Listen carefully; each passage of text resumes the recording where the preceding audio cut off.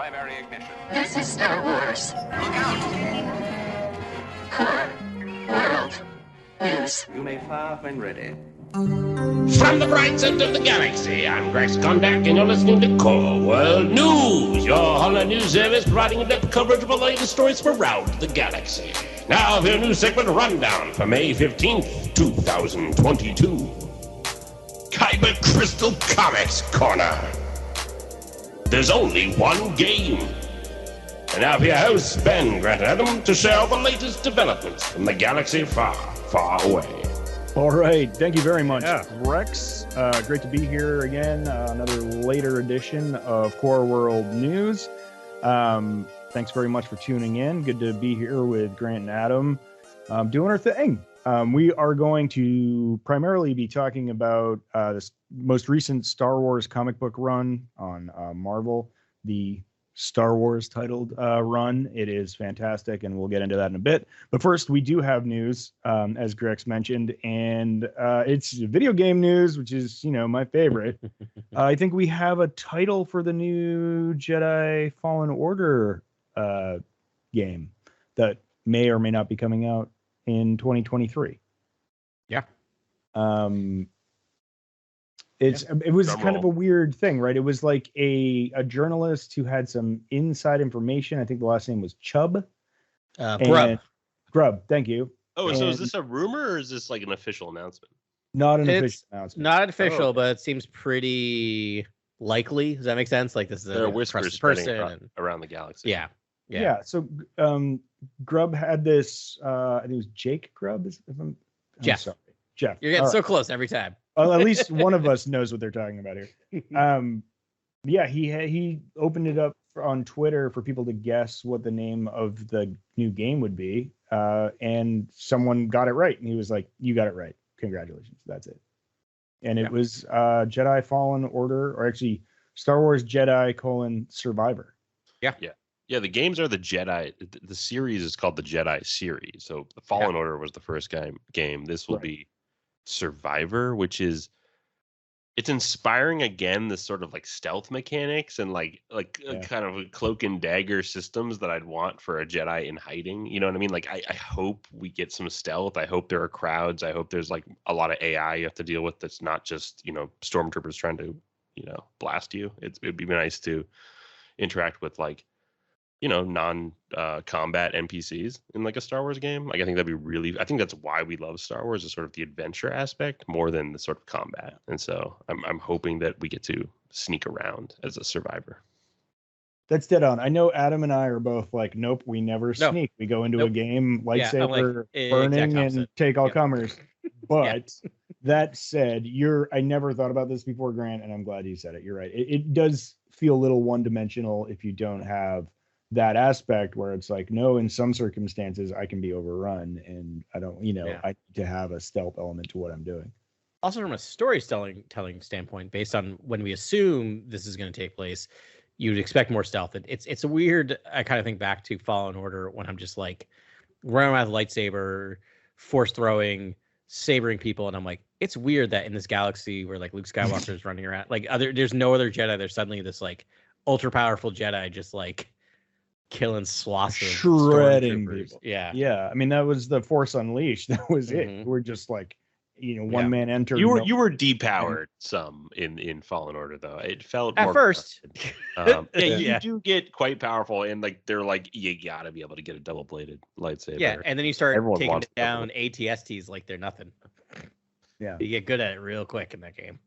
But yeah, maybe you did. I don't know. It took me a while. Sorry. Well, that took a while for sure, but you get there. You do. Right. Yeah, that's right. You just like grab their missiles and throw it back at them. Yeah. Now I'm remembering. Yeah. But I remember that first time you encounter one, it was like 5 or 6 tries to get there. Yeah. There's something very iconic about facing an ATST in a video game. Yeah. Just that you can't get around the fact that it's extremely intimidating. And unique to the Star Wars galaxy. The other question that was kind of floated in some of these other blogs is that we know this is the Jedi series, but are we getting a continuation of the Cal Kestis story, or is this just going to be an anthology series? Because it's Survivor singular, which is interesting. I was hoping for for me, I was hoping Marin would be playable in the second game, because I just want the Marin led story, or like it would be fun if you could do Cal or Marin and do like the Dathomiri, the sort of like the magic of Dathomir with Marin, and then you could do like Force with Cal Kestis, different skill trees, all that sort of stuff. Like it would be fun if you could you could actually make it fun for 2 playthroughs. You know what I mean? Have encourage 2 playthroughs of the game, one as Marin, one as Cal Kestis. I think that would be fun. It'd be smart. I thought about this at the end of the last game, and I think we talked about it when we reviewed Fallen Order a million episodes ago. But I was thinking that actually the second game, if Marin was the primary character, makes a lot of sense, right? Because she is not a trained Jedi; she's a Dathomiri witch. But it would be like, so that would be the new like sort of fun aspect of gameplay, is that you have these witch powers, right? Yeah. And then, but you're also learning through your learning from Cal or from whoever you're encountering. But again, if this is the Jedi series and this game is called Jedi Survivor, right. That's not what we're just going to deal with the Jedi story. We're going to continue where Cal left off, having found that sort of like archive database of all the Jedi survivors, I guess. So all the survivors, right? So. Right. Yeah. Or are you going to play as one of those survivors? Right. Because and it's Cal Kestis not going to be, because we've been talking a lot about gameplay mechanics, and the thing that's going to drive me nuts is if I'm continuing to play Cal Kestis and I have to start back from 0. Yeah. Power wise, and how are you going to tell that story wise? You're going to have some clunky thing where he just loses connection to the Force again. And that's to rebuild it. What if there are more Force battles right away, like the battle? Maybe. Malachi or whatever that guy's name was. Like that was. Yeah. I feel like that was a pretty difficult battle. If you make it more like Dark Souls and add more Force battle elements to the game, you could do something where it's like the 7 broken Jedi you have to like seek throughout the story. You know what I mean? Like I would love to go to distant worlds and find like a Jedi that's kind of exiled themselves there and is in hiding there, and like each one is different. Like that would be an awesome game. Like I would love that game. I would love that game too. Yeah, I mean, they could make it from an entirely different Jedi's POV and sort of ditch Sari and Grease and Mira and all that. But I don't know. That wouldn't be as fun. I saw some rumors, I think probably just for the sake of clicks, that you could be Obi-Wan because that happens around now, and he is a survivor. That's kind of the leading. Well, remember the game did flashback sequences. There were flashbacks to when you were training as like a Padawan. Yeah. And you played Order during 66 and everything. Yeah. It's awesome. It was. I think you could argue that was some of the best part. Of the game. It was super compelling. Yeah, I would love more of that, and even more, attention to set piece and sort of not just intimate character stuff, but like huge set piece moments that are flashbacks and short, little stints of gameplay that you then return to your main story. That would be fun. Yeah. Totally. The other thing is we don't have a specific release date. However, earlier this week, EA did say that they would be releasing a partner title at some point during the first quarter of next year. So a lot of the rumor mill is thinking that's what it is. That's what this is. So that would be sometime, between January and March of next year. So not that far away. And they're only releasing it on next gen platforms. Yeah, that was my biggest bummer because I'm like, oh, now I actually have to get a PS5. Yeah. I tried to find one. I found some like really shady website. I think it was called like Grop Hub, which I fondly nicknamed Grope Hub. And they're like $400 if you want one. You can get one. And like we're shipping internationally wherever you want. And I was just like, nope, not gonna do that. I know. Not gonna put my information on that website. I'm just kind of similar as how I do my other collectibles. Is I'll just find one in the wild. I'll just keep wandering. It'll just be there, and I'll just drop an enormous amount of money. You can spend $700 and buy one at Walmart.com. Or $700-800. But no way. I'm not paying more than retail price. I'm sorry, can't do it. From a retail like distributor. It's like, I am. Every time I walk through Target, I just peek because I think people aren't looking anymore. You know what I mean? Like you just never know when you're gonna walk in there, and it'll just be like, there it is. Has it been out for 2 years now or something? It's like yeah. there's still a shortage this year, and Yep. yeah, the most games will only release on the next gen, the current gen now. Which is Yeah. like, We're like 2-3 years in. It's sad that. but it's there's not just shortage us of that are supply. facing that problem. It's like, well, if they release it only on next gen and no one can get the next gen, 2 years out, then it's like, well, maybe Yeah. your idea is flawed. It's going to limit their distribution. I would buy one today if it was on sale, but Same here. I'd buy Yeah. the game today if it was on sale, but I'm not going to. Yeah. If I don't have the console and can't get the console. You would hope now that they are getting to this point where there are only titles, like first-run titles that are only available on next gen, that the supply chain stuff would be figured out. Because at least like Miles Morales, which released, you can still get the PS4 version of that. You can get the scaled down version of that. But all the other ones you could do both. And honestly, I'm still enjoying my PS4 just fine. Same here. Yeah, Horizon Forbidden West It- looks great. Yeah. It works. Plays great. Yeah. Yeah. So, I don't know. Yeah, there'll be a PC port, so I'll wait for that personally. But Right. I'll probably play on PS5. I'll probably allocate one for that game. I think it might be the killer app for PS5. Like Horizon right now is the killer app. Like I do think it's worth getting a PS5 just to play for Horizon on that console with like highest res graphics, everything. You're making me sad now. Yeah, but But that's the thing is like then I'll spend $20 to update all my like games that I want to Ghost of Right. Tsushima and all But that. Jedi Survivor, like that would be great to play on a PS5. Honestly. Yeah, I hope so. Because I 100%. feel like I mean, Fallen Order looked pretty good, and it was pretty playable, and it was fun. But I felt like LucasArts, sorry, but like they just weren't as high quality as the best games out at the same time as No. the games are released. And Fallen Order is pretty good, but like you said, it doesn't have a stealth mechanic. It's not Well, this was Respawn though, and Respawn and Lucas Games, which is separate. Yeah. So I'm just saying, like, generally, I'm underwhelmed by the like level of technical playability and looks from Star Wars titles as compared to the field that's out at the same time. Yeah. I feel like they're just still, I don't know. They're making good games, but not as good as the other titles. Actually, Battlefront 2 is the exception. That was sort of, that was right up there with all the other first-person shooters of the time. But anywho, Yeah. I mean, I do think that game was pretty good. Like, I do like it a lot. I do like that it was inspired by Dark Souls and sort of God of War and some of these great third-person action games. Yeah. I do love the combat. I thought the combat was felt super good. Like, yeah, I'm compelled to play that game again just because the combat controls felt really, really good. yeah. No, I love the game, and it was fun in and of itself. I played it 2.5 times now. I'm still sort of chipping away. I'm only 60% completion. I mean, I think we all just want something that's not on rails. I think we want an open world game, and we want to interact with like an actual city and sort of live out our own Book of Boba Fett, where we're a daimyo, in Tatooine, which is like and interacting with all these factions and Gatras. Like that's all we want. It's really like simple what we want.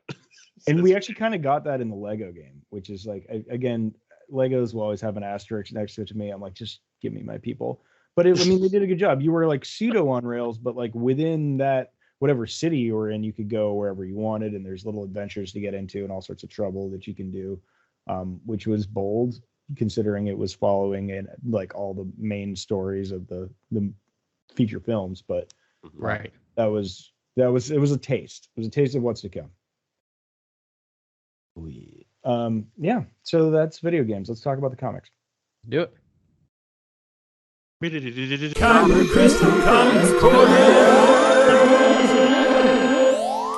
right, welcome to another edition of Kyber Crystal Comics Corner.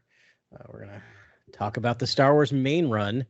We're about halfway through the Crimson Reign arc, but they're splitting it up, so we don't have to talk about 10 issues in one sitting. So we're gonna talk about issues 19 through 23 by Sewell, Castiello, Rosenberg, Cowles, Paz, Burrito, and Lobridge, I should say, excuse me. They were fantastic as always. Sewell killing it as usual. And these first two episodes or issues, oh man, Guys, groundbreaking. Yeah. This is historic Favorite work. This is historic work. Like I feel like Yeah. one of the Grand Maesters from Game of Thrones. Like this is a real story for the ages right here. Like we're actually getting an interaction between two different eras of Jedi in this issue 20, I think, after 19. Mhm. There's so much going on in the first two issues here, and then the next three after that we'll cover are like an incredible war espionage film with one of the best villains ever, which is Sewell's just a master class in storytelling. But we'll cover it all, I guess. Like, want to go 19 through 23 just in order? Yeah, and I think a good way to talk about it is kind of as you mentioned, Grant, is that really we have two mini arcs. Yeah, exactly. So yeah, we talk about episodes or issues 19, 20 together, and then 21 through 23. Let's do that. I don't know if we'll ever get out of the first two issues, but we'll try. Yeah, it's going to be tough. Dangerous turn. It's a dangerous turn we're taking right now. Yeah, exactly. So let me break this down for you. Luke decides, you know what, the Force is calling me again. I gotta level up as a Jedi and learn some more about the Force, which I'm like, go on. And so there is literally a line where he's like, I need to find a way to finish my training, and soon. Like exclamation point. And I was like, wow, that might be the greatest Luke line I've ever like. It just felt like classic film Luke. And Sewell did such a great job matching voice with Vader, Luke, Lando, Han, Leia. Yeah, he does. I really feel like I'm watching the movie that didn't happen. Right. And Luke did just suffer a pretty grievous loss to Vader. He was just sort of smacked down and realizes he's not ready for that matchup yet. So he's like, okay, I have to learn more about the Force. And apparently from an earlier issue, he and R2 found a list from the Empire of Force hotbed, the Empire. And it was 1, 2, 3, 4, 5, 6, 7, 8, 9, 10, 10 planets long. And so he's just ticking them off and he's going to go through them. So he starts sort of speed dating Force planets. His first episode. Yeah, that's a great interpretation. That was my read as well. He was like, nothing here. I'm leaving next planet. And then, I thought that was great. That's impossible to get to. I'm out, because the Empire all has presence here because it's their list, so they know. But I did love the scene with Ilum, though. That was eerie and fast. Like, honestly, the story, I just love the pacing wherein we go to Ilum and then Luke gets out of the X-Wing, walks around. Their Star Destroyer is just suspended in the sky above, and it just looks desolate. And Luke's like, I can sense the Empire is killing this planet every day. Like every day, the Empire kills this planet a little more. And I was like, I love that line, and this moment needs to be canon. Thank you. Yeah. No, it's great. Slam gavel. And does same thing, like goes to Lothal, right? Lothal, it's so nice to see Lothal for a second, and just like I can feel there's something here as well, but I can't tap into it, right? And I'm sure which is funny. And if you've watched the Rebels series, which takes place mostly on Lothal, like you need a master and an apprentice to open the temples that are there, right? So that's a Loth Wolf just perpetually saying doom, like as all these pivotal moments. Preferably, yeah. I mean, if only he had run into a Loth Wolf, then like who knows where his adventure might have taken him? Maybe into the like multiverse. Yeah.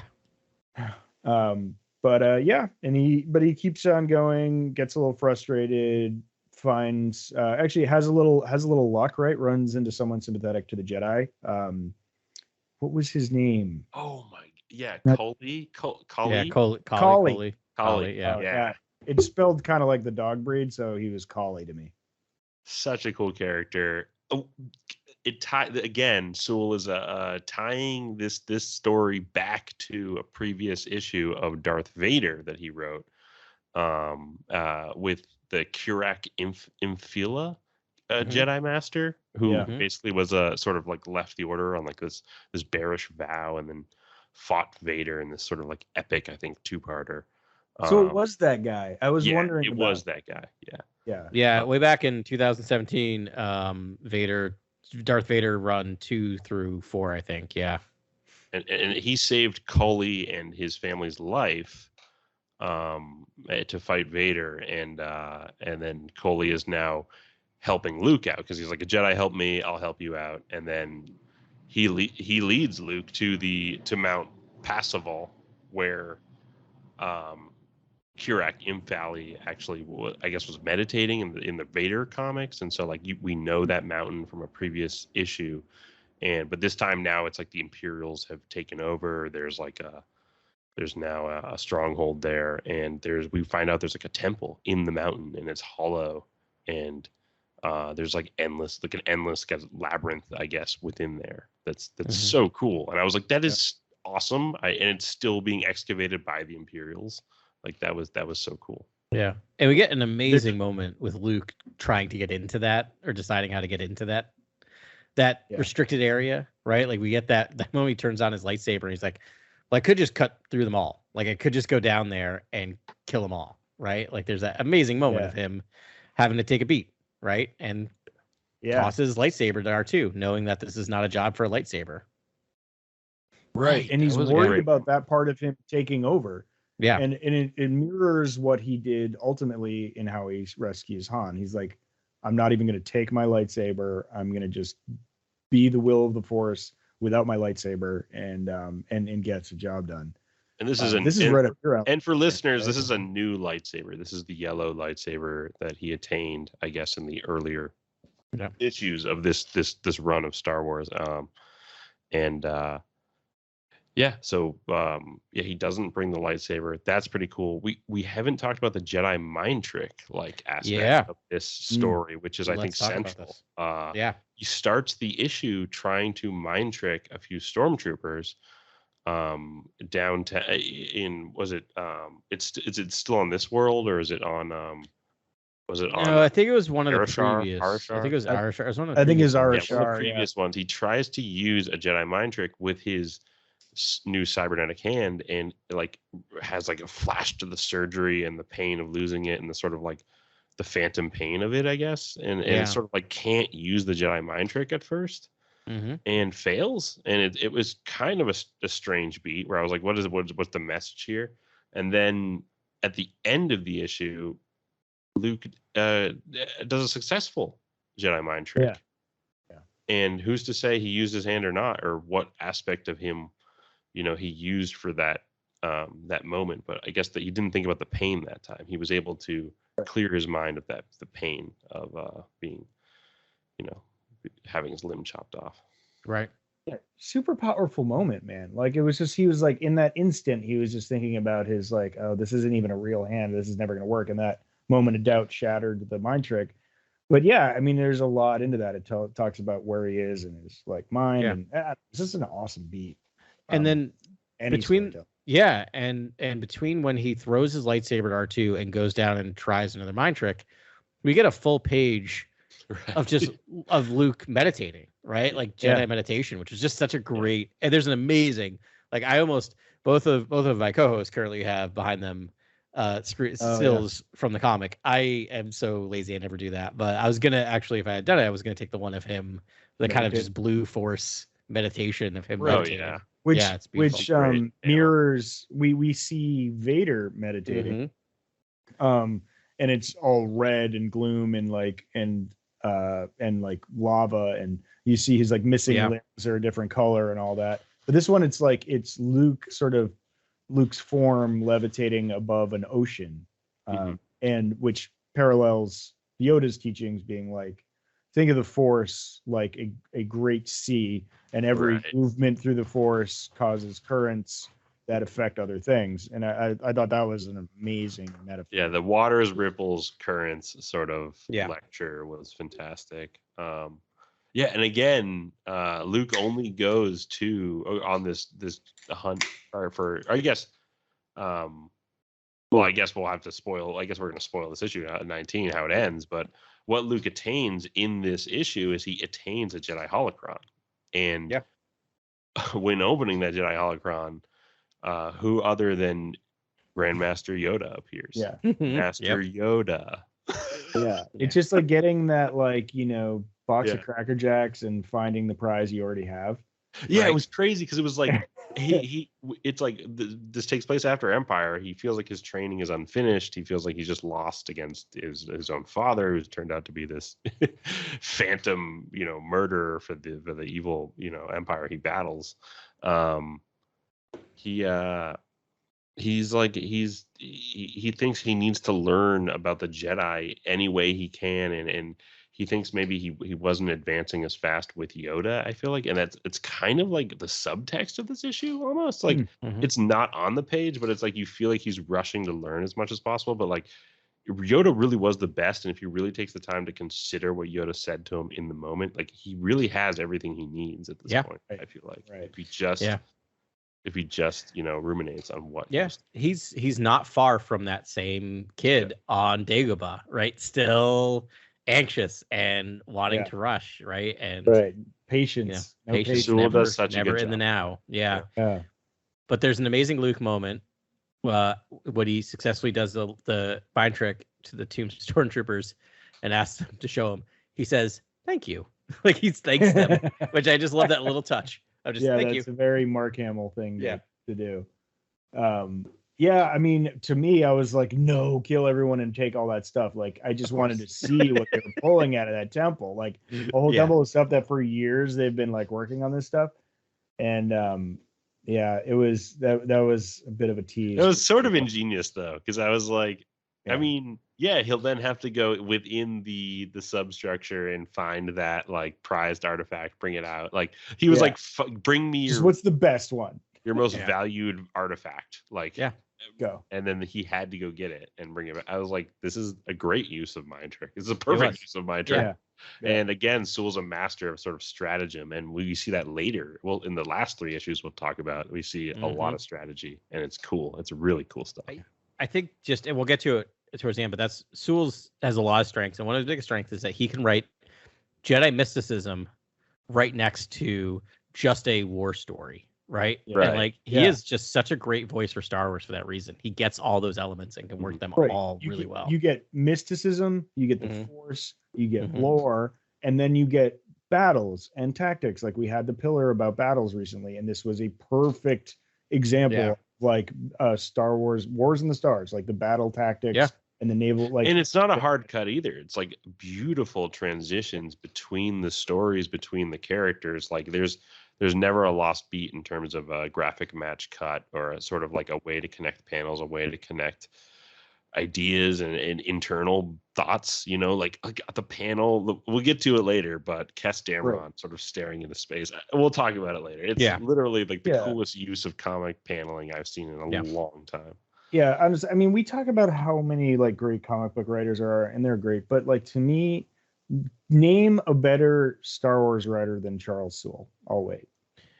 No, I mean, if you're just saying, if you're saying that way, like the best Star Wars writer, I can't have a better one. No, he talked about, he gets every element. Claudia Gray's fantastic. She always does amazing things, and like, but I don't know. And I love Lucino. I think he does things well, but like, to get the subtlety that Soule gets, is like, that really touches me to the core and like taps me back into all the things I love. And like, granted, he gets to work on a lot of the original trilogy stuff, so he's got that's a trap, man. Right? Because he is so constrained, right? And you have to get a pitch perfect because there's no wiggle room. Like if you're working, and this is not to downplay the work of others authors, but if you have more freedom, if you're working in the High Republic or something like that, to tell a story that's a little different or do something with a character that you're not known, because you're creating those characters whole cloth, which is why I love those stories. But these are established characters. You're writing between 2 movies that we know where they start and we know where they end, and they can't go any different than that, but still having to be compelling and move those characters forward in some way. Like it is like a magic trick watching him do this stuff. This is my pitch. I know people are listening that matter in Lucasfilm. I'm just sure of it. I just like, give me a feature film, and whatever, director you tap, give me Rick Famuyiwa with Charles Soule as the writer, and like, let's go. Like that. I think that would be a dream team combo. 100%. Live action. It's also film. I mean, I'd back that. What's also crazy in this issue is Akbar says Syndicate War has erupted, or like there's now a Syndicate War. There's the Syndicate War. Yeah. Is that the first use of Syndicate War? Because I don't think I've seen that yet. And the last time I saw that was on Twitter when Jonathan Kasdan tweeted out released like those 42 facts for about different crime gotras in the Star Wars galaxy, like different syndicates, and said something about the Syndicate Wars was being planned and all this sort of stuff. And then I don't know if I've seen him in the credits for like any of this stuff yet, but I'm wondering if the Syndicate Wars get more play. Yeah. If if Kira comes back live action in some capacity. I think a lot of this that was planned for the Soloverse is getting used now in the Mandoverse, right? We're seeing a little bit of it in Book of Boba Fett. We're seeing it now in the Crimson Reign. So I see this whole run currently in the Star Wars main run comics very connected to what's going on in Boba Fett. I know they're 6-7 year difference, but I think a lot of what's happening there is set up here. Yeah. All right, we've got more of these comics to talk about here. We haven't even really gotten started, to be honest with you. No. All right, there's one thing we spent an hour translating Arabic before the show, so I would be amiss. So before Luke heads out, and R2 is displaying this list of 10 planets in Arabic. 3 are crossed out, but we looked up all of these planets for you. So in case you're reading this comic, this is his list, and it's Jedha, Temues, Temues. I don't know what that's about. Lothal, Arashar, Aldolim, Tython, Brightholm, Chespia, Ilum, Deveron. All right, those are the 10. And these are places where there are ancient Jedi sites, or this is Jedi his novels. list or that he's working on. or collections of Jedi artifacts. Okay. Like Brightholm is a High Republic, or it's just a Republic. Was that space where he got his station. lightsaber? No, that's I don't know. No, Right home was the bleeding of the crystal, correct? Yeah, in the Jedi in the Vader run where he had to that took place right after Episode 3. He had to go find a Jedi to get a lightsaber to make it bleed. Right. Oh my goodness. Yeah. So a lot of them are callbacks and Easter eggs from other comics and movies too. Obviously, Jedha's there and Ilum, but the only ones we see in this are Ilum and Arashar and Lothal. No, Zepho. And Aldalim. Yeah. What's that? Zepho not getting a lot of play after Fallen Order. Yeah. About surviving Order 66, but also ancient aliens that use the Force in dramatically different ways and seem dark side. Yeah. At all. What a weird mythos in that game. It's great. Yeah. It's cool. Hopefully we explore them again. That was the only part of the game that felt a bit Star Trek-esque to me. I was like, oh, I'm exploring an ancient. It's like almost like anthropological. Yeah, I was all right with it. But totally, it was cool. It was a little Indiana Jonesy. It was just like I was just expecting surviving in like the streets while like searchlights are on you. Yeah. But no, they went for lore. That's my favorite flavor all the time. Agreed. Put me in a Jedi temple and let me decipher old runes. So this next issue, I'm sure we'll get through real quick. Not a lot to talk about in issue 20 of Star Wars. But literally my favorite issue in the longest. It's amazing. Time. But it starts with exactly where we left Luke going through the holocron, and we get a return of whiny Luke real quick, right? Yeah. It's just sounds super like a top frustrated. hit. That sounds like a top 10. Like going through the holocron.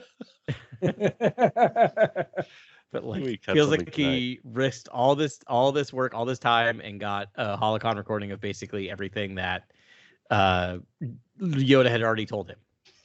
Yeah, it's too good. Because he throws it up in the air and he's like, "Forget this thing," and then it explodes with like Yoda saying one more message and sending him to this. He's talking about virginces, where this is like incursions in Marvel. This is like a new like buzzword for the story devices here, which is virginces, which are these planets much like Dagobah, where it's like just I guess like fueled by the Force and sort of emanating with Force energy. It's sort of a living, breathing embodiment of the Force, the planet itself. And he name drops a few planets. Yeah. He name drops a few planets for us. Yeah, well, yeah, and one in particular he had not heard before. Do either of you know the other names? I don't have them in front of me.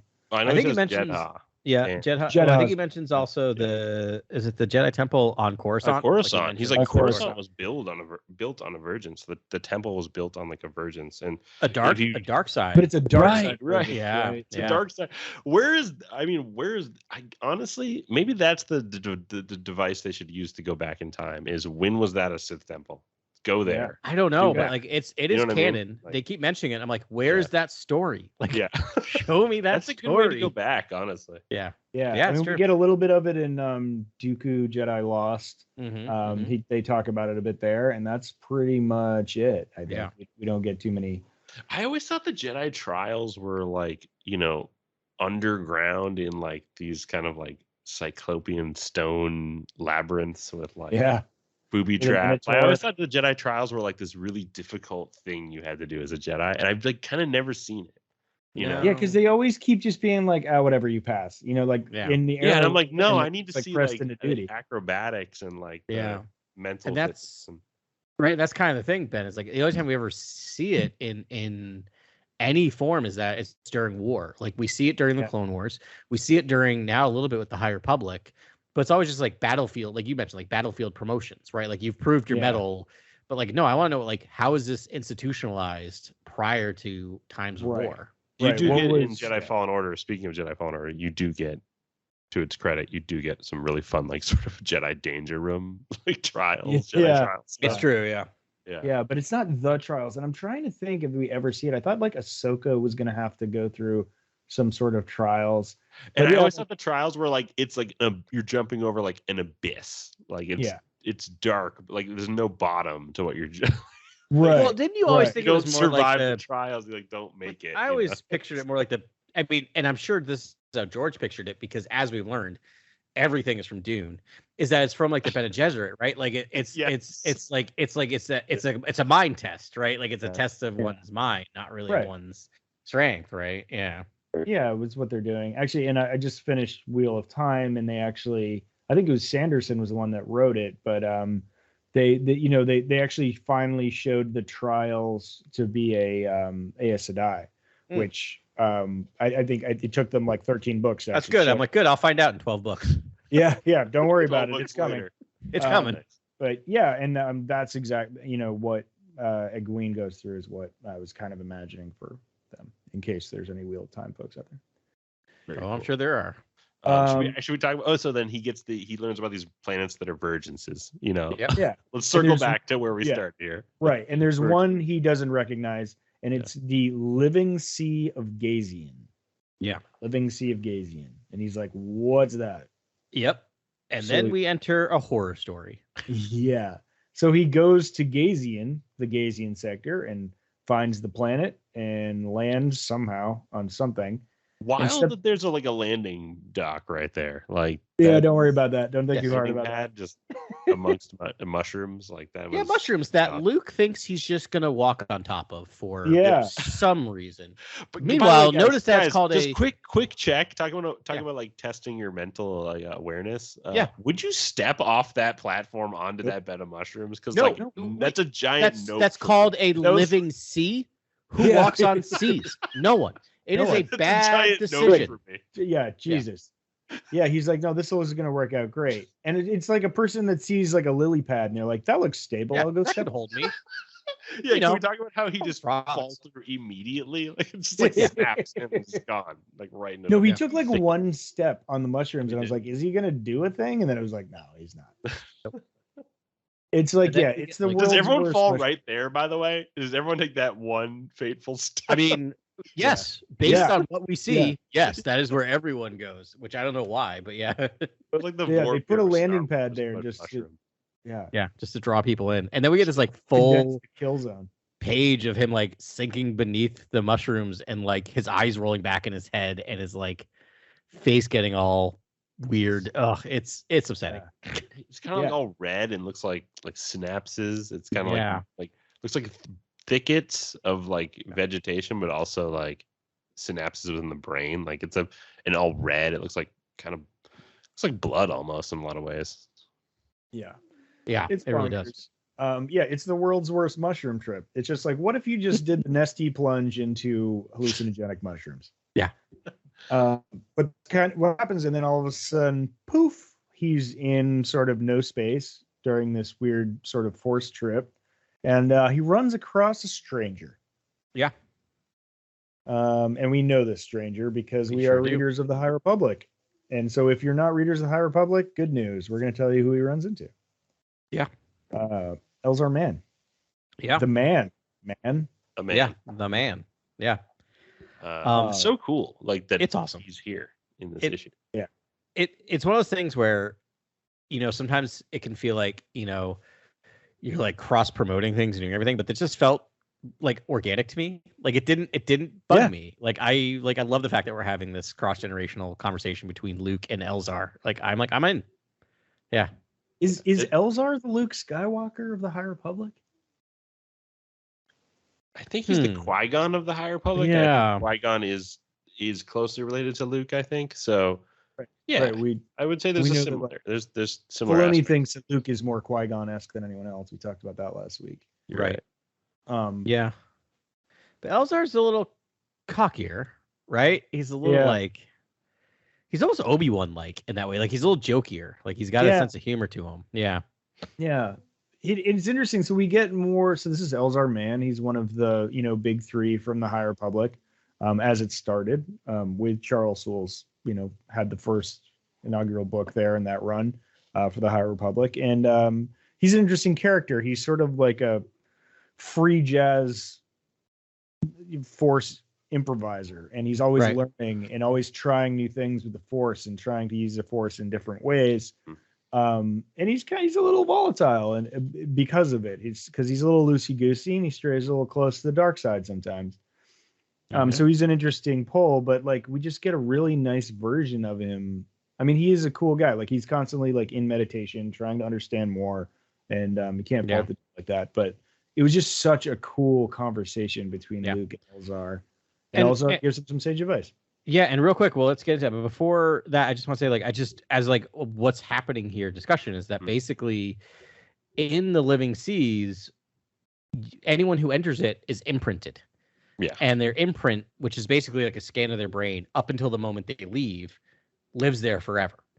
If you leave. Yeah, we'll get to that. We'll get to that big if a little bit later. But it seems like it's an imprint of not just a single memory upon which that you had while you were there. It's like your consciousness. Your consciousness. Yeah, up until that point. Yeah, your entire life. Like network. It's like it's a hard copy like backup, a time machine backup of your whole everything to that minute, which is skip to the end. That means there's an imprint of Luke just sitting there now.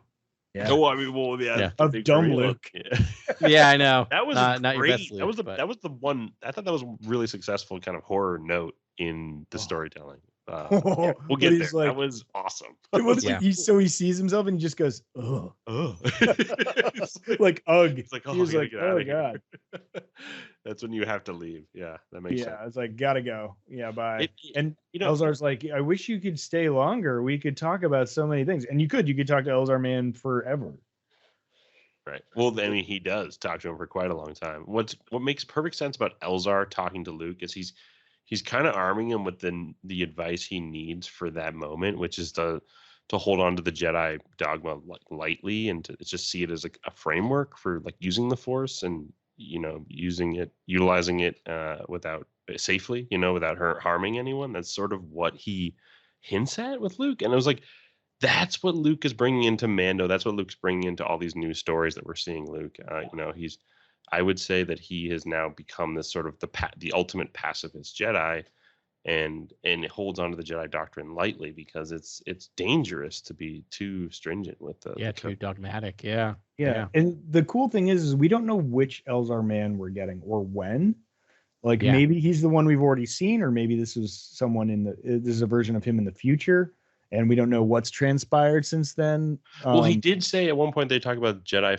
Luke talks to him about all the Jedi he's known throughout his life, which is so cool. He's like Yoda, like he's like for the first one who taught me was Obi-Wan, and then Elzar is not familiar with Obi-Wan, obviously, but But when he mentions Yoda, he's like, "Oh, Yoda was old in my day. Like he must have been. How was he when he was how Can remember crotchety how he was when cranky you were crotchety he is? Yeah. Yeah.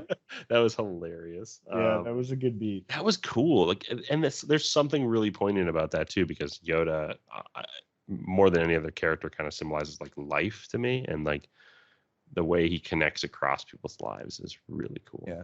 Well, and Ben, kind of going back, I don't know. Like, part of me hopes that this is a later Elzar man, and we're gonna get his version of this story and get him talking to an even more ancient Jedi, like in his mushroom trip. Like that would be amazing. That would be great if you got the parallel part of that story. Yeah. Oh yeah, that would be so wild. Or like time works differently. Like somehow the network, the mushroom network, can send consciousness back in time as well. Like that would be really cool. Yeah. But I don't know. But we get an amazing kind of retelling of the Jedi history that Grant alluded to, and it's right behind you, Ben.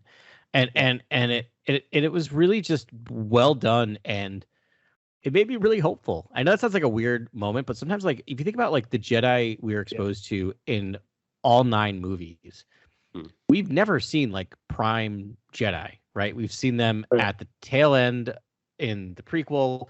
They're gone in the original trilogy, and we see the possibility of the early stages of their rebirth, right? And like, so it's just always like, but where are they?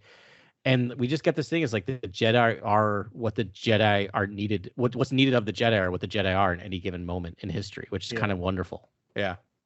So this is if I don't say anything for the rest of the podcast, I want to say this because and this is also why I think Sewell should write for features and write for everything, because he made the universe bigger, and we'll get to this pillar soon. It's like honor what came before, and presage what comes after, and like always expanding, right? Always making it bigger.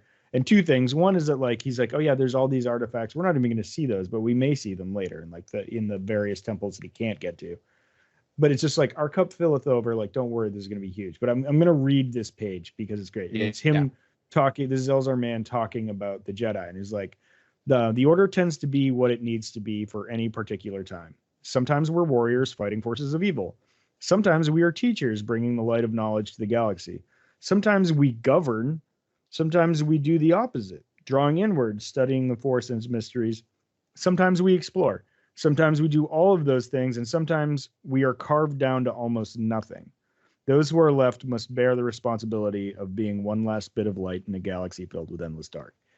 And so that's one page. And I was like, yes. So these are all the different things. Jedi can be anything. There isn't just one ultimate Jedi. I know, like Adam, what you were just saying, and I agree. It's like, let's just see like the Jedi be cool and not all dying all the time, and not being this like whittled down nothing of light. And but I want to see them like governed. Like, I want to see all of these, right? Like, every single one of these, and that's what I love about this page is it makes me feel better about the Jedi we see that are told to us in those 9, because that's where the Jedi are, and that's what was needed. It seems like it's.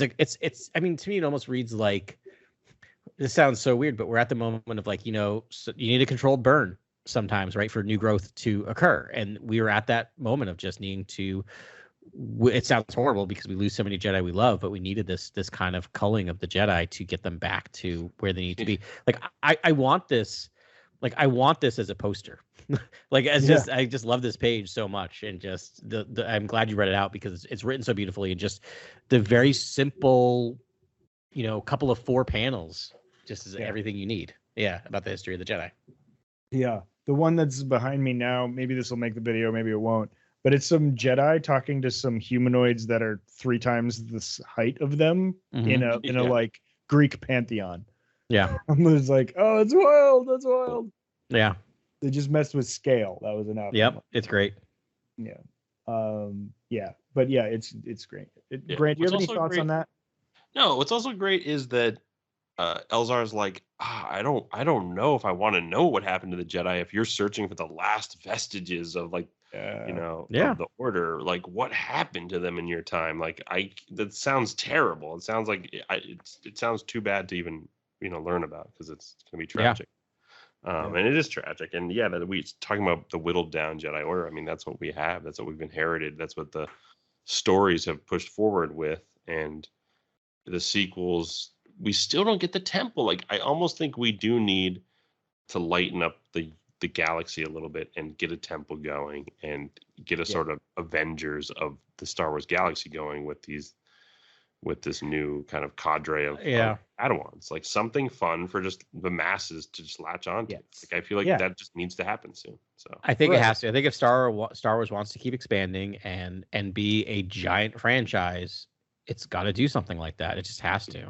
Yeah, and I mean, maybe this is Sewell meta presaging that. Like, there needs to be a Jedi Order. The role it plays can fluctuate to almost anything, but there needs to be some organized Force users that are there to, help protect peace, or just, be conduits of the Force to the masses of the galaxy. Right, because you get name checked here. You get Darth Bane name checked, where we haven't seen the Sith. Right, it's been 8 centuries since we took down the Sith Lord Darth Bane. Bane. Like, 8 centuries. He's name checked. So, and to me, that just means like that is, I think, maybe the war that might generate the most intrigue for like fans. Like, I honestly think a House of the Dragon, sort of Game of Thrones-esque show, might be the best way forward for Star Wars and for Darth Bane and for that era, honestly, because it's Jedi warfare, it's Jedi Sith warfare, and so I don't know. To me, that calls for like a really grandiose. Maybe that's what they were thinking about with Benioff and Weiss. Like maybe that was going to be their thing, but I'm pretty sure they're fully out of the picture now. But I totally agree. And there was, in that Darth Bane thing, I talk about meta. Like, there's a really meta moment where he's like, "Oh yes, where we vanquished Darth Bane," and Luke goes, "Now we're talking," and he's like, "No, there's too much. There's too much." Yeah. Yep. Yeah. Like, I can't tell you all that. He's like, "Come sit with me." Yeah. And just like lectures him further about how this is just a framework and he needs to calm down. Yeah. Elzar's great in that regard, and I think he's perfect for this sort of moment, because I think he's equipping Luke with some pretty useful teachings. Yeah.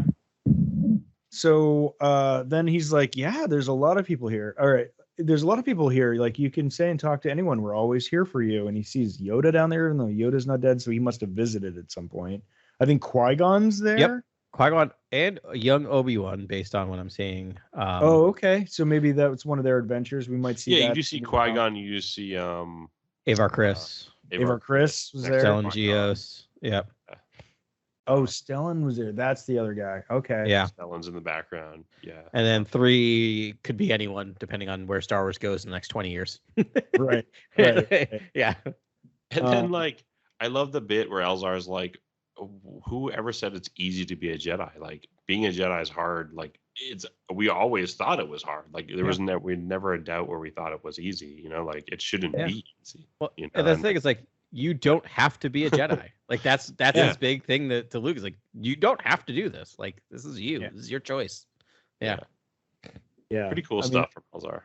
Yeah, and exactly. Like, just these panels, and we're like losing our minds. But we don't just sit in the sort of like network of like shroom sort of like roots. We also like go to Octu for a second. Like, we see the tree on Octu, and for me, that really hit me, and like that was cool. I guess that's Luke's first canonical time being in that environment. Right. Yeah. Theoretically. Yeah. Right. Yeah. Like, that was crazy. These issues hit so much harder if you really do parse through bit by bit, panel by panel, just because. Yeah. Take your time. Yeah. If you go through it fast and you're just like, "Oh, the new Star Wars one's great," it's like you're not getting a lot of the morsels that are really, there's a lot to dig in on. And it's, for me, it's like, I love going back through it all and just catching those things. It's so cool. Yeah. Yeah. I read these twice. I read them when they come out, and I do kind of a quicker read. And then when we're about to cover them again, I go through and really slow read all the issues in it. It's just so rewarding to do that. And there's just so many little things buried everywhere. And speaking of Octu and the sacred tree, when Luke does finally wake up from his shroom trip, he wakes up. Oh, a field in Gazian. Sees a lot of dead bodies, and lots like of dead people bodies that have just because you'd imagine, you're like, you know what, I'm gonna just stay here. Yeah, this is great. What's your first This is instinct when great. you see like just skeletons like ensnared in roots and all around you, and you're struggling to escape a network of mushrooms? Like, what is your instinct? Luke apparently grabbed nearest item, and I was like, "What?" Yeah. Like, okay. Yeah, he was like, "Wait, that looks invaluable. Let's go." And that is Think that is officially one of the sacred Jedi texts. Next scene in episode 8. Okay. Yeah, I was just Is googling to it? confirm. Yeah, I it gotta is. get my- I It gotta is. get my visual dictionary out. Okay. Yeah, Oh, so Yeah. we've got one. We've got one of the sacred Jedi texts. yeah. It's one of the ones he's collected along the way. See, that's our show, man. That's our Luke Skywalker All right. show, collecting the Yeah. texts. Yeah. Collecting the texts. I like that. It's hard on the teeth, but I yeah. think it's your show. Luke Skywalker collecting the texts. It's be a just number Luke one on his streaming. on WhatsApp. Yeah. All right. Do we make it out of Luke? Do we make it out of Luke's story? Yeah, I mean that's kind of That's it. pretty much it. That's the thing is like he gets this sacred Jedi text and then we're done with him for now. And I'm like, no. Luckily though, we end up in a very good story. Like I remember reading this and the next issue came out. I'm like, oh man, like we're not gonna follow this. But then they throw you in the deep end pretty quick on this next arc. Indeed. Yeah, I have to admit, I was kind of hoping this was going to be 5 issues of Luke just going crazy. But Luke and the artifacts. Yeah, Luke and the artifacts. Like, Luke and for the artifacts. Yes. Yes. Oof, I hate myself. And sold, sir. Yeah. All right, we'll get on to the next one. So apparently the Rebel Alliance decide they need to go on some side quests. Sorry. Yeah. Right? Like that was it. They're just like, well, we can't do anything, but we have all these side quests we haven't done yet. And one of them talking about trapped on a Star Destroyer. Yeah, Is that one of them we're talking about? That's a level 20. The plot of the issue. Yeah. One of them is finally rescuing poor Shara Bay, who's been like forced into reconnaissance on our nemesis Star Destroyer. And there's a great shot of Kes Dameron being like, "It's about time." Right? Yeah. Wait, Kes Dameron might be my favorite character in these 3 issues. Like just rallying for his wife. Yep. Like, they're doing a great job with coming through Poe's for his parents. woman. Yeah. Oh my god. Yeah. Huge hero. And the parallel. Sewell so good at this kind of like constant echoes and parallels to the films, to Poe's sort of a move to go against command and can do what he wants with the military operation, whatever.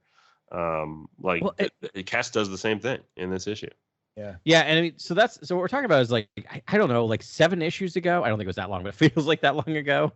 Kes is it's not. Is she are they married? I just can't remember if it's Kes Dameron or not, but it's Kes. No, they're probably not. Shara Bay. Shara Bay. Yeah. Thank you. Also known as Poe's mom and dad.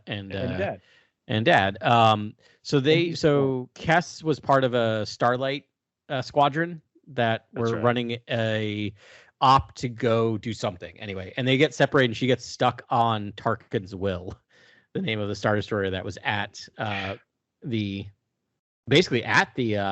first Death Star, Battle right? of Yavin. The explosion at the Battle of Yavin. Yeah. I don't have the general's name. Yeah, Commander Ilyana Zara. Yeah, Zara. Yeah, Commander Zara. And Elion Zara, is that her name? And then that sounds right. Yeah. Zara. Commander, that's exactly too, it. not Admiral, which is interesting. And she's like a war hero and renowned hunter, like hunter of not people, not like rebels, but entire fleets. She basically hunts down fleets, rebel fleets, takes down entire divisions of the rebel fleet. She's actually a really cool character. I think, and she wears like the sort of like AT-AT armored division sort of like armor when she like rides into battle, when she's helming her Star Destroyer, again the Tarkin's Will. And she was sort of it's like ISB agent armor sort of. Is it ISB agent armor? It's so cool. It looks like it. Yeah. She's like Tarkin's protege, right? Like that's where we met her. It's like And she's Darth Vader, but instead of a face mask, she's just wearing some Oakleys, Yeah, exactly. Yeah. some red Oakleys. And meanwhile, Charbet is just hanging out on her Star Destroyer, like living sneaking like around the around. walls. Yeah. Right. In I the love dead that. If you've watched Encanto, she's like Bruno, basically. Yeah. we We don't talk about Bruno, Adam. No, we Yeah. don't. Let's bring some weird references into this. I'm sorry. I have a 2-year-old. It's not a weird reference for me. I've only watched only watched that movie 7 times in the past week. Adam's like, you know what I have seen yes. My in the last wife is 3 telling me weeks? it's not a weird reference. I was actually talking about what I was about to say. Oh, okay. Which I love. All right. Sorry, I got defensive. I'm a bit punchy. I've watched Encanto 7 times this week. Yeah, I was gonna bring a Whiplash reference in. I don't know. Oh, So okay. like, I like it. This Zara is essentially Tarkin's best protege, Mm-hmm. Right. but Oh, like yeah. Tarkin did nothing but like make her life a living hell her whole life, but she worships the ground. Yeah. He walked on until he was dead, and then like is just hell bent on avenging his death. And yeah, and it's great because it was a nice story turn. It's like, all right, we don't have Tarkin anymore, but let's make this female character be this like, Tarkin 2.0. And that's what she is. And yeah, she's a great villain. And it's scary. Like her tactics, and we'll get to her tactics in a little bit. They're impressive and devious. But like, so we get like Shara is just basically, so there's this main section of the Star Destroyer that's just not functioning because there's giant rips through it just from the explosion of the Death Star. So she's just living down there basically because it's just not functional. And there's a scene at the very beginning where you see her basically wandering around other areas of the Star Destroyer in a stolen stormtrooper armor. And the main thought is like, oh, how'd she get that? And boy, do we find it, because as a weird like memorial for the fallen Imperial soldiers, they just left them where they lie. Yeah. And there's a scene where you see her walking by these dead bodies, and like there's stormtroopers, but there's also Imperial officers. And I think it's too gruesome, but like, didn't this thing get blown up like a year, 18 months ago? Yeah. And she's walking around like this has atmosphere. Like she's not walking around. Smell really bad. Yeah, it's upsetting. I looked at that and I'm like, that's not good. Yeah, but that's she did try to clean out her armor, but she said she couldn't get the stench out of the helmet. Yeah. Oh, yeah. It's gruesome. Yeah. Yeah. But yeah, that was fascinating. I actually think that angle hasn't been mined yet. Like that angle is so cool. Like the sort of like Imperial angle of like the rebels as sort of like guerrilla fighter terrorists, and like hollow reports that like Luke and the whole squadron, like the rebel fleet, are basically all just terrorists. And that sort of angle, and that sort of like, they killed so many of us, and like we all died, and like we lost brothers and sisters, and like so many people died after this rebel attack. Like that sort of angle is fascinating, and a Disney Plus show that could show that sort of like the propaganda and the spin and like the devastating authoritarianism that takes place surrounding that, and like a street level, and show you that sort of like the hollow feed of these messages of what the rebellion looks like on an Imperial controlled world. We got a little bit of it in Lost Stars, the book. If you read Claudia Gray's book. Yes. But I'm talking live action. Like I think like that's almost the last. That's almost like one of the live action, and that's almost where I'd put the espionage movie. But like Andor's covering an interesting time. It's, I guess, between the prequels and the original trilogy, like 10 years before A New Hope or whatever. Like it's probably maybe even shorter than that. That's the burgeoning empire sort of area. That's right. That's cool too. But yeah, Shara Bay hiding aboard this Star Destroyer was super fun. Love that she's sort of relaying intel to the rebellion.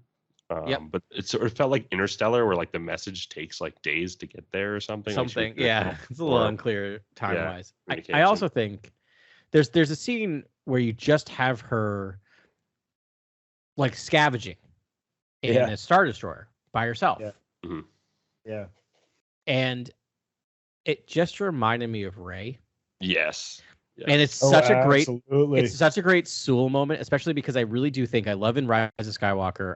I feel like you do this time jump thing and you get that now, like literally the last movie we get Poe and Rey meeting for the first time, right at the end of episode 8, which is so weird. I know. And episode 9, and they were really trying to spark some chemistry there, and I was like, it's too late. Stop. It's too late. But they did have chemistry, not romantic chemistry, but chemistry in episode 9. I really felt like they had gone through stuff together, and I feel like they became fast friends because I really do. There's a moment of like, I wonder if even subconsciously, like Rey reminds Poe of his mother. Yeah. These comics are retroactively doing a lot. Right? A lot of the heavy lifting. There was a panel there where Shara is like climbing back down to her little like hideout, and it's like completely mirrors Rey on Starkiller, like doing that climbing thing on the side of a wall, and it's exactly there. And her tactic was awesome too. Like talking about strategy, we talked about like strategy throughout, like Luke's magic. We'll talk about Zara's strategy, but Shara Bay's strategy to break the Lambda class shuttle, like to basically like sabotage the shuttle so it's taken to a maintenance hangar and then steal it from the maintenance hangar with this piece that she's destroyed, that she's taken. And she's going to bring the piece back and just repair it herself. I was like, that's a genius plan. That sounds like a perfect plan. Really, it was a good plan, good. But tough ending for Shara. But that's the thing. Like it's such a great game of cat and mouse in that episode because you know that Zara, Commander Zara is like you cut to her putting the pieces together, knowing there's a stowaway, basically, right? Just all these side-eyeing like a hollow things. feed that's like a recorder feed of like, I guess the 2 crashed A-wings and then the X-wings that departed, and she's like, right. We counted for the 1 A-wing pilot, but the other one's still here, and like she knows that. That's like she basically has that footage running next to her as she's getting briefed by the officer who's worried there's a stowaway on board. She's like, don't worry, I know. Like, I know there's something here. And they do such a good job because you feel like if it was any other commander, Shara would have they would have never got away with it. She would have stuck out like any Star Wars film. She would have snuck past like, lines and lines of stormtroopers. Yeah. And Shara knows it's coming too. She's like, she's sharp. Like it's only a matter of time. Like, and then of course they figure it out. So this is one plot, and then back on Home One with what is left of the Rebellion fleet, which is growing smaller thanks to Commander Zara. We get a visitor, another meetup between Kira and Leia, and Kira's got some intel she wants to barter. Crackling energy in the scene.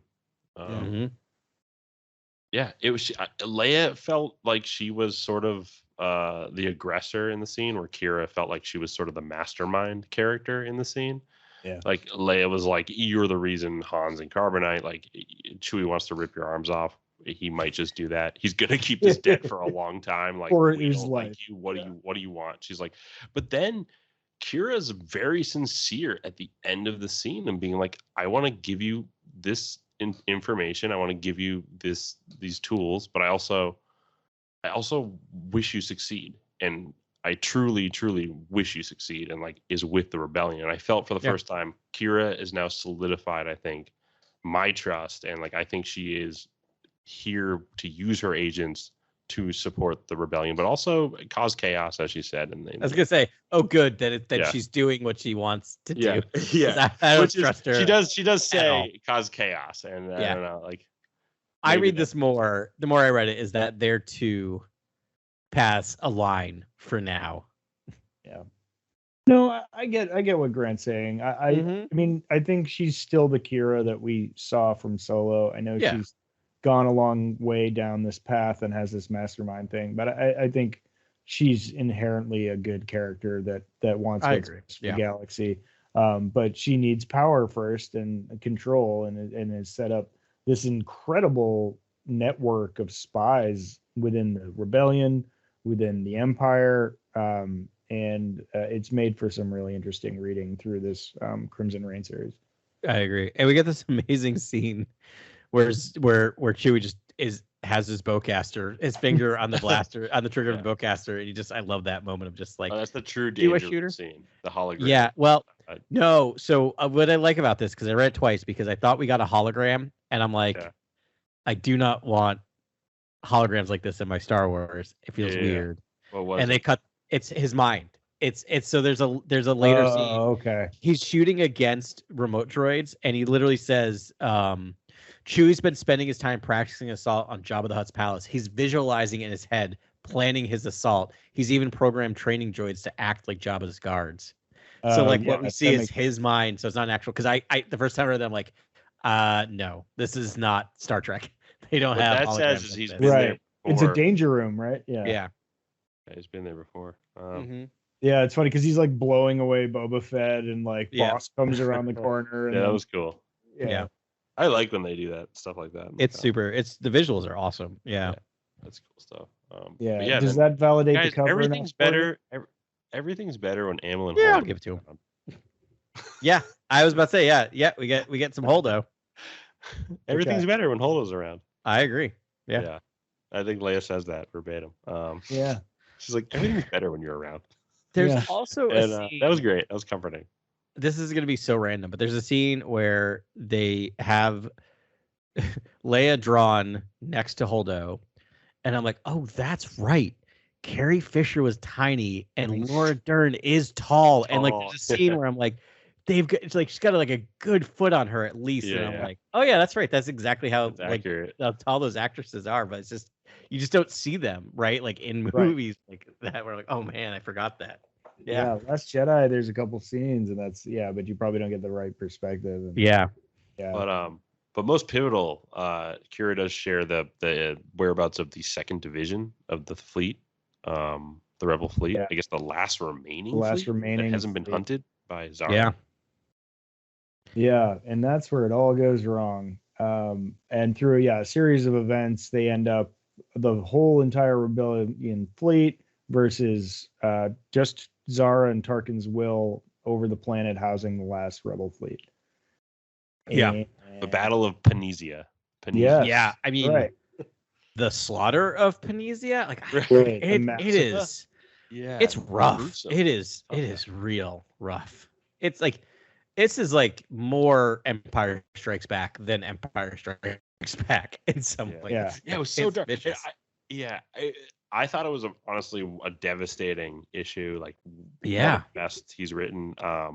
I almost do wish we got a little bit more with Rebel Command when Zara's plan was unfolding, like making those decisions and how Yeah, I traumatic agree. that is. Like, Yep. because I was like, that's a harder decision than I've ever seen them make in almost yeah. any of the films. Like, that's Yeah. It was like like a so- Sophie's that was choice. a lot of capital ships that were like plummeting. I was like, Yeah, what? so we have to like make let's- some really dire choices right now.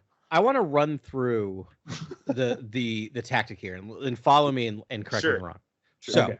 Zara tactic. I is love- so there's the Rebel fleet, and then there's the Rebel whatever on the planet. Starlight Rebel base. The Rebel base on the planet. Rebel So- evacuation zone kind of area. Yeah, on the planet. So Zara takes a Star Destroyer, starts basically doing a strafing run. Looks like it's doing a strafing run of the base, right? Yes. So Diving into the planet's atmosphere. diving into the planet. So the fleet is following her. She then uses a ion blast to shut off the engines of part of the Rebel fleet. So now they're in the ships gravity chasing well. her. Of the ships chasing her. Yeah, that the are ships chasing her. lowered in Atmo. They're now caught. So in now Atmo. they're dead. Pull. So they are falling towards it. Yeah, So yeah. now that leaves Rebel Command the decision to they're falling onto the evacuation. onto the zone. evacuation. So Rebel Command has to Yeah. blow up Yeah. and just basically shoot Yes. down their own planes. Yes. So here's where it gets. That's devastating enough. Or, that or works. they Moral could, philosophy could all evacuate, or some could evacuate, but But then not their enough. ships would destroy. all Yeah, the it's like planets. that's the only choice. It's horrible. But here's the thing. Here's the kicker that just kills me. So Zara in the Star Destroyer waits till the last second to pull up and then turns on her thrusters and just destroys the Rebel Scorches base. town. incinerates the rebel the base, base. Yeah. base with So- Star Destroyer thrusters. Nothing.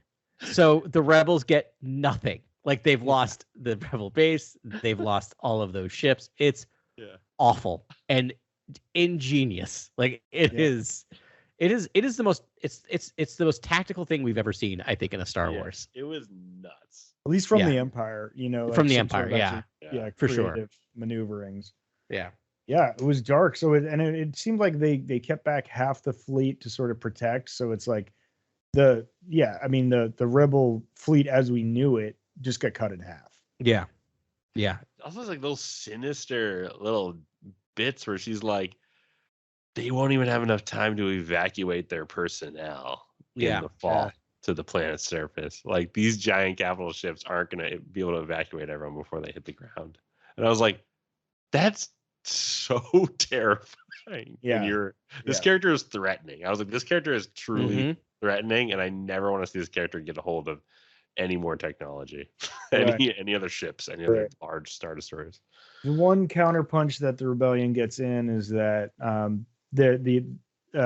Dameron took a group of operatives onto Tarkin's will to rescue Shara, which he does, and only those two get off. But the remnants of the group decide to do a suicide mission at the core stabilizers and blow it up and crash Tarkin's will. Yep. But our nemesis, Commander Zara, survives, and that's the end of the episode. Yeah, it looks like she got on a escape pod right before. Yeah, and then she calls up Leia and taunts her to come fight on the ground, like warriors come out to play. It's an amazing. Yes, exactly. It is an amazing final panel because it is actually somewhat reminiscent of the end of Mando season 1 because she's standing on top of an escape pod. Oh, it's very with Gideon. a vibro blade extended with a giant burning Star Destroyer behind her. Yeah. It's hardcore. It's pretty heavy metal. Yeah. We'll see if it goes, and then we'll get to see Leia, does she turn to the dark side and decide revenge is the best medicine right then, and you know what, let's light this girl up? Or what would be cool here is if Leia uses a vibro sword to fight Zara. Oh, and then interesting. We might get she's a little I need to learn how to use a lightsaber, and then we might get a little where's pre the Leia Luke Leia training comic? Where's that? Where's Leia and Luke? That's such a simple Leia name. and Luke. Where's Leia and Luke? I think there's a lot of discussions deciding what's going to be happening in books, what's going to be happening in comics, and what's going to be happening in live action. And now that they've figured out the de-aging thing, I think they're holding a lot back from ancillary materials. Though we are getting the Luke Skywalker, Lando Calrissian, Ochi of Bastoon thing in book form. Yes, Shadow of the Sith, which there's an excerpt of on IO9, and they talk about an acolyte sort of rising back from the dead with yellow eyes and putting on this ancient mask, and has a lightsaber, Seventh Sister, Asajj. People are trying to guess who this character is. There's going to be a red lightsaber wielding baddie in that book. Wait, so is this? So it's a book, and it's taking place before 20 years. It's why Lando's on Pisana. I need to know.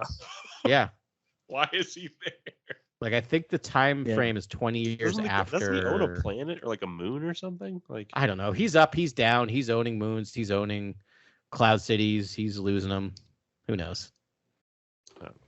The Millennium Falcon to I don't know, in a personnel carrier on the desert world is that's a downgrade. I feel like he would have a super rad starship. And I would hope so. Yeah, I hope we get a lot of Lando, because Last Shot was the last Lando heavy book, and I loved that book. And then it was great. I know he works so well in novels. He's the character I want to follow in a novel more than most other characters, I would say. That's a really good point. Yeah, he does work really well in novels. Yeah. He's been super fun in the comics too. I miss the Lando Lobot thread they had there for a while. Oh, yeah. I wish they picked that back up. Lobot's still in bad shape, and it's please just but make Lobot whole for me. Right? If there's one thing people know about our podcast is we loathe Dengar, but we stan Lobot. Yeah. We love Lobot. I also love that we loathe Dengar. Really just Adam loathes Dengar, and we're fine. He's growing. I like Dengar quite a bit. They give him a love interest. Simon Pegg standalone Dengar movie. I'll 100% watch it. Unker Plot, a Star Wars story. Yeah. Just all different characters played by Simon Pegg. Simon Pegg anthology series. It's a one-man show. That would be great. I'm in for that, honestly. All right, that's this arc. Next week we're going to be covering I think an in-depth character study of my favorite Star Wars character, as bland as basic as it might be, Obi-Wan Kenobi. Yeah. Just prepared because we are 2 weeks out from the Kenobi live action series. So yeah, I think we're just gonna I'm gonna dig back in my notes and I'm gonna defend my guy, and we're gonna talk about Obi-Wan leading up to this series and then after the series, and try and figure out where he's gonna be in this series. Yeah, exactly. We're gonna dig deep into Obi-Wan. Yeah, We're gonna use all that to and maybe we'll lay down some of our most wild predictions for the show. Ben will, of course, win no matter whatever he says. He'll be right. I've been hot lately. He's the Disney Plus whisperer when it comes to the Star Wars shows. But no, I think we'll do it. Let's do it, and let's actually let's write them down this time. We'll have a little spreadsheet going and see words and points. We should dig out our old predictions. Oh, I love that idea. Oh, you guys want to kind of guess where he's at in the show and what's going to happen? Just do a lot of wild predictions and see what we see him do, what lines we hear repeated. That's a good one. That's a good one. Yeah. And as always, we will be synergizing from every media that Kenobi's been in. So books, comics, there's a lot of Obi-Wan stuff out there. We're going to just bring that all together for you and talk about everything we know about Obi-Wan, and you can guess for yourself, see what you think. And always you can communicate with us through the socials. We're on Instagram. We've got Discord channel. If you hop on Insta or Twitter, I think we have our link tree there, and that'll take you to all the places. Hear the pod and communicate with us. That'll get you a Discord invite and all that. So what a great time. We're living in a great place. 2 weeks from now, we'll have another live action series of my favorite character. So I can hardly. Guys, I've got to pinch myself sometimes. I know. It'll be great. So thanks everyone for listening to us this week. We will talk to you next week. And as always, may the Force be with you. This is Grex Kondak signing off. For the latest breaking news, follow @CoreWorldNews on Twitter and Instagram. Thank you and good night. Remember, the Force will be with you always.